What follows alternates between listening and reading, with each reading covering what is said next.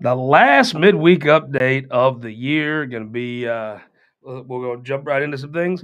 We're going to talk about. We're going to do one look back at last year. We're going to look forward to next year. Let's start with the look back here. Um, when you look back at who won the year, you got to say Governor Parson. I mean, if you look at the list of success and the litany of success that he's had, let's click these things off here. The guy was going to be the most pro-life governor ever.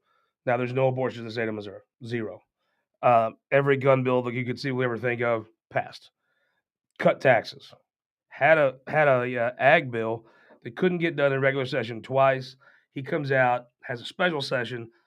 Everybody had some reservations. Nobody knew. I'm sure even they had to be a little worried that it might not go. Passed with got everything he wanted in the ag bill plus some stuff. Um, his Supreme Court appointee, Judge Ransom, was put up. Her investiture was this year. That's went very well. He's had two of his appointees previously got elected to higher statewide offices. He filled the other two spots with folks that are very qualified, very reasonable choices. That even if the folks that don't like him would be folks that wanted the job themselves, which is very understandable. But you click through the year, and if this is not what success looks like, the state budget's flush, the unemployment's low. If you're governor of a state, this is what 10 on 10 success looks like. Governor Parson, by every possible metric, uh, I don't know how you could say he's not doing a hell of a job. I don't know. I don't know what if you're a Republican governor, what on earth you could possibly want more than what 2022 was for Governor Mike Parson. He goes into his last 2 years as strong as any governor I can remember. Now, will there be some, the last 2 years are going to be a struggle? Of course they are. They always are for anybody. Going to be for him too. But he goes into his stronger with more accomplishments than I think even he could have ever hoped for when he took office. I mean, if you could have laid out the events, the challenges he'd had to deal with, and say that you'd be, 4 years in, setting where they're setting. I mean, it is an amazing run of accomplishments. Let's look ahead to next year. What's he got next year? Well, you'll have some folks that'll want to do some funding changes. You'll have some folks talking about property taxes. Look, they attach property taxes to this book, and this book's job. They didn't ask to be the people that set the rates, right? The book is the what used cars sell for. That's their job, is to tell you what they sell for. Well, they sell for a lot more now. So by the revenue came over the legislature and tried to get them to pass something that would say the average of 3 years, and said it was one. So everybody's property tax got an enormous hit, personal property tax. Now I think you're going to see movements that were sort of whatever, and they weren't taken super seriously. Are going to be taken seriously. Now, where's that money going to hit? It's going to hit on the schools, right? Everybody's going to complain about the schools. Well, now they're going to try to take their money and complain about them. It's going to be kind of interesting to watch. That'll be see, in every governmental structure, there's a guy at the end of the line here that has to make the ledgers balance, right? Well, in this structure, it's Mike Parson. He has to make sure the ledgers balance. And so what he's going to have to do is sit down with the legislature, and it's not really, they don't have to worry about things evening up at the end of the year. They pass their stuff and get their credit or blame, and they can move on. The governor's going to have to be like, guys, these things have to balance out. The money has to make sense. I predict whatever property tax solutions come, the governor will be the one that has to be the adult in the room and the bad guy, and say, no, that doesn't actually make, those numbers don't equal out. Um, Never fun to have to be the adult in the room. So we'll see. He has two Supreme Court picks. Now, here's the thing. Looking ahead of those Supreme Court picks. Oh, by the way, buddy Brad, hook me up. This is like a DOS boot, Steinem knowledge. Awesome. Thank you, Brad, here in town. Um, but look into the next two Supreme Court picks. There's one glaring problem with the Supreme Court. If you support the Missouri plan, if you support the Supreme Court as an institution, the geographic imbalance to that court is laughably ridiculous. And for a governor from Bolivar, it has to be almost borderline insulting, because what you have right now is you have a court that is exclusively Jeff City North. Jeff City's the furthest southern outpost of the Supreme Court. That is ridiculous. And look, some people that have a blind that believe everybody in Southern Missouri is hicks and idiots and are embarrassed of all of us. They'll tell you, well, Judge Powell's from Springfield. No, wrong. And I can tell you why. I know he's not from Springfield. He's a Royals fan. He's from Kansas City, and everybody knows there are no Royals fans south of Harrisonville or east of Blue Springs. There's just not. There are Chiefs fans all over the Midwest. There are Royals fans, the players' moms, and then a little tiny circle around Kaufman for about, let's be generous, say 20 miles either way. So Judge Powell, very good judge, very qualified, competent judge, but he is not from Southern Missouri. He's not from Springfield. He is from Kansas City. The blue hat gives it away. The geographic imbalance is, as a person who believes the Missouri plan is a very, very good way to pick judges, it keeps the state far more conservative than it would without it. It's very hard to justify that. You're telling me there's no one with a law license south of Jeff City that could be on that court? No, I don't buy that. And I would think with one of these two picks, if you care about the Missouri plan and you care about the legitimacy of the court, because right now, if you're from Alton, if you're from Oregon County, you have adjudication without representation. They don't have it. I mean, while we have a lot of good folks in the cities, okay, there's some people from the cities. We have good folks from Hannibal on the court, good folks from Rockport. The issues in Rockport and Hannibal are a little different than those in the southern part of the state. And understanding those, I think, might be important. What if we just said no St. Louisans? What about that? Geographic balance matters. It matters very much. I remember Judge Gardner when I heard a story from his interview with the governor and his staff. And he talked about there was a case that in the Eastern District Court of Appeals, he was a circuit judge in Cape applying to be on the Eastern Court of Appeals, where they issued a ruling that had to do with four-wheelers. Well, no one on that court had ever rode a four-wheeler. They had no idea how to ride a four-wheeler because they're city people. They don't. And he said this ruling ended up being factually inaccurate because not through any legal fault, just from a basic factual standpoint, they had no life experience of riding a four-wheeler. Well, I dare say if you grew up in West Butler County, we rode three-wheelers, four-wheelers, all things in the middle. That's something you do. You pick up if you're Judge Gardner. The fact is that the court, you may miss some genius lawyer from St. Louis, and that's very sad and unfortunate. But balancing that court out is important. Frankly, you look at the Southern District. It is not the Southern District Court. It is the Springfield Court of Appeals. That's all there is Springfield people on there. You have one guy, I think, from maybe, he might be from Texas County. That's it. You have a Springfield Court of Appeals, and you have a Supreme Court of Northern Missouri. And with these two picks, it would surprise me greatly. The people that make these panels, you can say the Missouri plan takes politics out of it. That's just idiotic. But it does put some power in the hands of some statesmen who are experts on the issue. I believe they do a very, very good job. I believe they generally give every governor two choices that a governor of that party could conceivably pick and feel good about. And I think that's their goal, is to try to give every governor two choices on it for every opening that he could conceivably feel good about, whether you're a Democrat or Republican, feel good about appointing. That said, I think right now you're running a very scarce line of completely flipping off half the state. And when this thing runs on a cycle. Every 10 years, people make a run at the court plan for different reasons. And there's people that defend the court plan, and I would be one of them. But it gets awfully hard when you say anybody from my 4-hour drive from anywhere I live, they're all too stupid to be on your court. Well, then why do we have to go by your laws, right? If you're just too, I don't. St. Louis geniuses will run this state in the ditch every single time they're trying to screw schools up now, and they're going to make a good run at it. I guarantee you, because rural people are too nice and accommodating, and they let St. Louis people run over them. But I tell you, that's something that I think Governor Parson. I think if these next two picks, if he doesn't have some qualified people from the southern half of the state, I think he'd have to feel a little bit. I think he'll have to feel like that's not a good year. It would shock me if one of these picks wasn't a woman. And that's not that I know anything. I have no inside knowledge.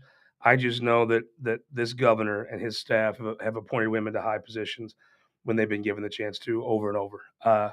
The track record is very clear. When they have a chance to appoint a woman, they appoint a woman. That said, we'll see. I think the folks, the governor will have another pick on the judicial commission prior to these two spaces opening. um, he's got a pretty good track record of that, and I think you'll see someone from Southern Missouri, or if not, you will see a lot of folks begin to raise eyebrows at a system that is clearly racist against folks from half the state, geographist, whatever you want to call it. I think you'll see people really raise an eyebrow about a court that will start to lack legitimacy throughout this entire state. Um, Speaking of governor's picks, had a chance to visit with the new state treasurer last night. Hell of a good old boy. Smart. Oh man, smart as he can be. Um, could do the job, no question. I don't think there's any doubt Vivek Malik will be able to do the job and do the job very well. Now let's talk politics, right? That's what we're here to talk about. The politics are his name is an odd name for Missouri. I would say that gives him. So if we're just going to talk, when we visit here, we talk hogs, dogs, and logs. I tell you what I think. Is going to take. What I've found though is he's got an ace in the hole. If you meet him and visit with him, heck of a nice guy, very nice guy. So it's going to take people sitting down, visiting with him, getting to know him, and that's going to kind of be the special sauce for him, right? Once you sit down and visit with the guy, he'll win you over. Now, politically speaking, how does that work? There's a couple tailwinds he has. One, I believe he can raise money. People that I know the difference say he can raise money. That's going to matter. You have to raise that money quick. If he raises it, if let's say he puts $500,000 in the bank by the April 15th report, that puts him in a very, very solid position. Um, Number two, the state treasurer, frankly, is not the most sought after position in the executive branch. In fact, it's the least sought after. So for a lot of folks, you want to run a whole statewide race, and when you win, you have a job that maybe is at the top of the top billing in state government. And and you don't take my word for it. The last two guys that have been state treasurers, top accomplishment was they got out of being state treasurer and went into other executive branch jobs. Um, Vivek Malik will benefit from that. Also, it's very hard to raise money for a job that is not. I mean, when you're a state senator, you vote on issues that affect every industry in the state. When you're state treasurer, real estate and banking kind of care. That's the really your main people to do to raise money from. It's a small fundraising world to raise from there. So that'll be a challenge for Vivek Malik. It's also a challenge for name your random term limited state rep who also can't go raise money. So his chief challenge will be from someone usually have to be like in legislative leadership that's termed out or that has a free shot in their Senate career that can make a run at this and not be out anything, or they have their own war chest already built up. Because once you announce for treasurer, and let's say, I mean, a person that sprang to my mind that I thought could have been considered for the job, and the appointment was Cody Smith. Cody Smith, the guy from Joplin, he'll be termed out, solid, smart guy. He's You could just watch his mind begin to adjust over the last year, and begin to explore other opportunities. And I think he viewed every politician. We talked last week about Scott Fitzpatrick, I think it's kind of sitting to say matured, but frankly, just become a very good politician through doing it. I think you've watched Cody Smith over last year, his mind and the way he phrases things and the moves he makes. You could just tell he's becoming more strategic and a better politician, frankly. Um, he has his own independent war chest being budget chair. He could raise money all throughout next year because the budget that's done at the end of session. He's a guy that could conceivably raise money and do well. I could see him if he wanted to run for state treasurer because he has his own independent ability to fundraise. He could be a serious candidate. And you'll have some, look, if Vivek Malik's on the ballot with a just bland named guy, that bland named guy's got a little bit of advantage in Missouri. Now, I personally think that if I could predict, I think Vivek Malik is going to be smart. He's a very bright guy. I wouldn't be surprised to see him strategically add to his team. And if he does have this fundraising ability, which I believe exists, you watch. I'll bet you he'll start to add some folks to his team, and that'll be you'll look up a year from now, Vivek Malik will have a very good chunk of money in the bank, and he'll have some folks on his team that you're not going to totally have seen coming. And I think Vivek Malik probably will run, and I'm going to predict you against the Commission of Wisdom, I'm not sure he'll have a top tier opponent. And part of it's the state treasurer job, part of it's going to be his work, and part of it's going to be the challenges of coming in and raising money in that job. And you have to keep in mind what a glorious benefit is it to have a blank slate, right? Josh Hawley could come in and run for AG, and whatever at the time was popular, he could be for that. And that's not a knock on Josh Hawley. It's just no record is a wonderful thing. Vivek Malik doesn't have a legislative record. Vivek Malik can select his positions without having to a historical road to look potentially hypocritical on. So that is a very big advantage that a legislator simply doesn't have. And I will give you the prediction. I think he'll end up probably not being opposed seriously in 2024 and probably serve there for 10 years. And if he's smart, I mean, I almost look at it like if you're this guy, right? You have the opportunity because he has got a great personality. I mean, he's very warm, very when people come in. I watched this last night when someone would come over, it wouldn't just be a hi, how you doing? He would ask them questions, engage them, and they would talk to him. And he's very warm, kind of guy you want to be around. So his story's got a great backstory. Backstory is as good as anybody in politics, maybe except Mike Kehoe's. Um, but his backstory is outstanding. I personally think that there'll be a lot of talk, and when the dust settles, Vivek Malik will probably not be seriously challenged. And if you have the chance as session unfolds, meet the guy. He's very personable, very personable. Just sit down and talk with him, and I think you're going to find what a nice guy. And I think you're going to enjoy it. You're going to enjoy meeting him. And I think he'll do a good job. And I think he's got the chance because he has a 10-year runway, right? He's literally there for 10 years. I think he's got a chance to go build and help build up a conservative bench of common sense folks that he could help fundraise. I mean, there's two types of fundraising. Tony Luetkemeyer is an epic fundraiser. He reminds me of Eric Schmidt in a lot of ways. He's so good at it because he pushes. He has to work it. It's like a field. He works it. Also, it's a very good fundraiser when you have a Rolodex. Uh, Vivek Malik has a Rolodex. We'll see how he does for himself, but he could also give that Rolodex to some other folks and build a real farm team of people that, politically speaking, for him, would be loyal to him, which is good for him. But for the state and the party, could be very good. And I think you could see him be the guy that says, okay, I'm going to help develop this party. I'm going to help work on because he has the one thing most people in politics right now don't. If you're in the House, oh my God, I got to do this to get the state Senate. If you're in the state Senate, I got to do this to run statewide. He has a 10-year runway that he will be in statewide office and not a particularly demanding statewide office, that he can take his time. And I think you can see him be I think he's going to surprise folks. I think he could be a big asset to the Republican Party. Let's talk about you're coming into town for the legislative ball. You're all geared up. Only one place to stay, Courtyard by Marriott. If you can't stay there, pretend you've stayed there. Show up early, have coffee, act like you're a pro. If you're a pro, you're at the Courtyard by Marriott. Come in and have a drink at the bar at night. Then you go take an Uber to your other hotel. Don't tell anybody. Just let everybody else walk off. You go to the bathroom on the first floor there, slide out the side door. You want to let people think you're at the Marriott, or they're just going to think you're JV and you suck. If you want to be a top flight guy next week, Courtyard by Marriott. It's the only way to go. Top hotel in Jeff City, new hotel. If you want to run into people in politics like movers and shakers, there's two places. Go over to the coffee zone over here, or the entranceway of the Courtyard by Marriott. If you want to happen to bump into movers and shakers, to important people in state government, to important people in Republican politics, Democrat politics throughout the state, hang out in that lobby of the Courtyard by Marriott. Sit at the bar there. You're going to run into people, anybody if you sit there, and I told you a buddy of mine, if you sit there Monday, Tuesday, Wednesday night for a week, you're going to see almost every single important person in state politics will come in and out of there throughout the week. So do yourself a favor. When you're making your decision, you want to stay at the Courtyard if you can. If not, pro tip, pretend you're at the Marriott. Hang out around there.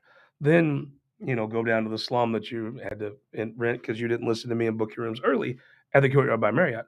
Again, I'll make the same deal I made last time.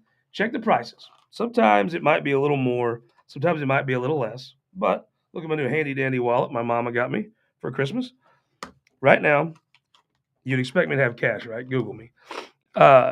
Right now, if you book a room at the Courtyard, and it's a $20 difference, right? Let's say Capital Plaza, which is awful. You're booking between the two of them, right? So if let's say Capital Plaza is $20 cheaper, which it could be, If there's a $20 difference, book the Marriott. And if it's not worth it, you come find me, 225 Madison. I'll give you the $20 bill right here on the midweek update. But you're not going to do that because it's going to be worth it. You're going to be like, Faughn, I'm so glad it's a midweek update. I'm so glad I got hooked up. Courtyard by Marriott's where you want to be. Trust me, 20 bucks. If it's a $20 difference or less, you book your room at the Marriott. If it's not outstanding 10 on 10, you come to me and I'll settle you up and I'll make you whole. But you're not going to do that. You're going to buy me a beer and say, thanks, Faughn. Last but not least, there's a new wind blowing. It just the temperature rose last night. Throughout the afternoon, you could just feel an energy coming into downtown Jefferson City. Folks, it is morning in Missouri. Yesterday, as you know, there's been a scam that's been run by the city down here downtown. People have been persecuted for so long, picked on, abused by a greedy, lecherous city government. Government for the sake of just funding government, really. Guess what's happened? At 5 o'clock, every citizen of this town, the great city of Jefferson, got together. Every single citizen. And they all decided there's only one man that should be mayor. The entire city at one time endorsed a leader to be mayor of Jeff City on the promise that he will clean up the corruption.